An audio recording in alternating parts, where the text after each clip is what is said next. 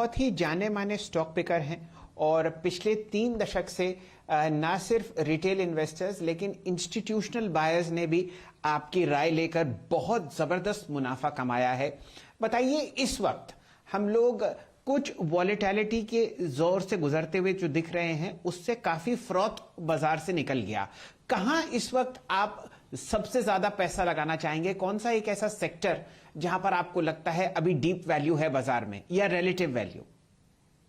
देखिए, सेक्टर्स तो अब सब अपने अपने समझ की बात है। जैसे हमने अभी बैंकिंग की बात की तो बैंकिंग लगता है बहुत अच्छा है। टेक अभी भी लगता है कि टेक का रैली खत्म नहीं हुआ है। अभी क्या हुआ, देखिए, आपको इकोनॉमिक रिवाइवल आएगा तो कैपेक्स साइकिल चालू होगा जो अभी तक 10-12 साल से बंद पड़ा है।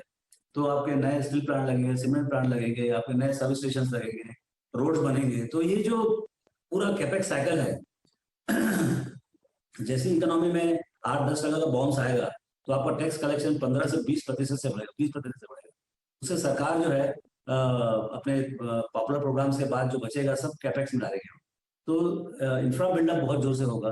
तो उसे उसके चलते फिर पूरा का पूरा उसका इफेक्ट इकोनॉमी में आएगा। तो कैपिटल गुड्स कंपनीज जो है, कॉन्ट्रैक्ट कंपनीज हैं जो कैपिटल गुड्स बनाते हैं वो हैं, तो उनके भी सिक्लिकली ये सिक्लिकल्स हैं, लेकिन उसमें भी बहुत बड़ी रिकवरी सामने नजर आती है। तो ऐसे एक्चुअली देखा है तो at the end of it entire economy on the boy. और मैं बोलूँ यदि आपको एक जगह करने का तो इंडेक्स ही सबसे बड़ा जगह है जहां पर, क्योंकि कभी कुछ चलता है कभी कुछ चलता है, लेकिन इंडेक्स में क्या है, सब कुछ होता है। तो ऐसे मतलब सेक्टर को आज ये सेक्टर अच्छा लग रहा है, कल कोई और सेक्टर लगेगा, क्योंकि एक का इफेक्ट दूसरे को आता है। तो ये मतलब पूरा पूरा बाजार ही अपने हिसाब से चलेगा। और कहाँ कहाँ पर एक्शन है, बहुत सारी चीजें हो रही है।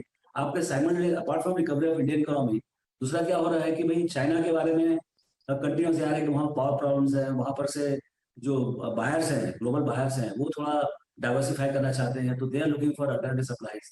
तो जिस एंटरप्रेन्योर के पास अल्टरनेटिव सप्लाई का कॉन्ट्रैक्ट मिल गया उसके तो मतलब अलग ही ढंग से ये होगा। तीसरा, आपका ग्लोबल लॉजिस्टिक्स ब्रेकडाउन हो गया पूरा। तो इतना एक्सपेंसिव हो गया कि मतलब एक का 10, एक का 7 इस टाइप का मतलब कंटेनर के दाम हो गए। तो clearly globalisation has also taken a hit. So competition from imported heavy products will also come down, and hence lot of companies which are suffering from import threats or import competition, that will also go down. तो कई companies को बहुत बड़ा lottery लगने वाला है उसमें, जहां पर इंपोर्ट के कारण से तकलीफ होती है। तो ये क्या है, स्पेसिफिकली आपको कंपनी वाइज जाके देखना पड़ेगा किसकी लॉटरी खुली है, किसका अच्छा चल रहा है। So it can be from many sectors. अच्छा, एक बात कही आपने सर, किसकी लॉटरी खुली है किसकी नहीं खुली है। कोविड-1 आई मीन CY20 में जब ये स्ट्राइक कर रहा था उसके बाद पूरा विश्व जो है वो डिजिटल होने की तैयारी कर रहा था। उसका सबसे बड़ा बेनिफिट आईटी को मिला सर। 2 साल में आईटी में लोगों ने काफ़ी अच्छी खासी वेल्थ क्रिएट करी। 2 साल के बाद अब थोड़े से अगर आप देखें जो एट्रीशन के साथ ही साथ अगर आप देखें सैलरी के चैलेंजेस हैं वो आईटी को स्ट्राइक करते हुए। सर, अगर एक अच्छा इन्वेस्टर आईटी में बहुत अच्छा पैसा बना के बैठा है तो अभी उसको आईटी में कमिटेड रहना चाहिए या फिर सब्सटेंशियल प्रॉफिट को कैश में कन्वर्ट करना चाहिए? आप होते तो क्या करते sir? I would remain committed. मैं, क्योंकि क्या है, बेस्ट ऑफ आईटी अभी तो ऑर्डर्स आने चालू हुए हैं। हालांकि मार्केट थोड़ा आगे बढ़ गया है, लेकिन मुझे लगता है ये लंबा साइकिल है और एग्जीक्यूशन होते होते टाइम लगेगा। और डिजिटल फिनोमेना कोई नया बात नहीं है, ये परमानेंट है। अब उसमें क्या, you have to find a winners भी। क्या उसमें भी कंसोलिडेशन होगा? 50 कंपनी उसमें से 10 कंपनी को सबसे ज्यादा कॉन्ट्रैक्ट मिलेगा और बाकी 40 जो they will be on the way side. तो उसमें ये देखना है कि इसमें कौन सी वो मिड साइज कंपनी है जो कि बहुत ज्यादा स्केल करके लार्ज कंपनी बनने की इसमें है। सो ये जर्नी तो बहुत लंबी है। देखिए, 2001 में 3-4 बिलियन डॉलर का एक्सपोर्ट था इंडिया का, आज करीब 150 बिलियन डॉलर का एक्सपोर्ट। लास्ट ईयर की बात कर रहा हूँ। अभी यहाँ से 300 से 500 बिलियन डॉलर का एक्सपोर्ट अगले 3-4 साल में होने वाला। तो इस टाइप का जो ग्लोबल ट्रेंड है उसके अगेंस्ट में बेट करके कोई फायदा नहीं। अब उसमें कितना पैसा बनेगा, बाजार कितना ऑलरेडी डिस्काउंट कर चुका है, ये बहुत डिफिकल्ट है प्रिसाइज करने का। लेकिन यदि आपकी कंपनी अच्छी चल रही है, आपने पैसे कमाए हैं, तो 35 आई मीन TCS वगैरह सब 35-36 का पी है, trailing I am talking about. तो ऐसा बहुत ज्यादा डिमांडिंग वैल्यूएशन भी नहीं।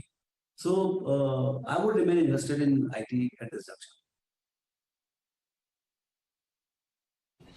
रामदेव जी, हम लोग पिछली बार आपसे जुड़े और आपने चर्चा करी थी, बहुत ही अच्छी तरीके से समझाया कि जो वैल्यूएशंस हम लोग पुराने ज़माने के सीखे हुए हैं, वो नई जो कंपनीज आ रही हैं इंटरनेट स्पेस में लागू नहीं होती। इस हफ्ते आप हमारे साथ जुड़े हैं और इत्तेफाकन 3 आईपीओज आपको या तो चलते हुए दिख रहे हैं या उसमें पैसा आता हुआ दिखेगा। नायका और फिनो पेमेंट बैंक आपको खुलते हुए दिखे हैं और पेटीएम का इंतजार है। किस तरीके से आपसे जो बड़े क्लाइंट्स बात करते हैं इस सेक्टर को देख रहे हैं, कोई ऐसा कलर दीजिए जो हमारे रिटेल निवेशक समझ पाएं, क्योंकि वैल्यूएशन देखें जहां पर कम से कम मैंने पढ़ाई करी थी और आपसे सीखा था, वो तो यहां पर बिल्कुल आसमान छूते हुए दिख रहे हैं। लेकिन फिर भी बहुत जबरदस्त इंस्टीट्यूशनल डिमांड है और ये आईपीओज बहुत जल्दी जल्दी भरते हुए दिख रहे हैं। कुछ ऐसी सीख जो आप शेयर करना चाहें रिटेल निवेशकों के साथ। देखिए, 2 चीज है। एक तो क्या है, बाजार में कई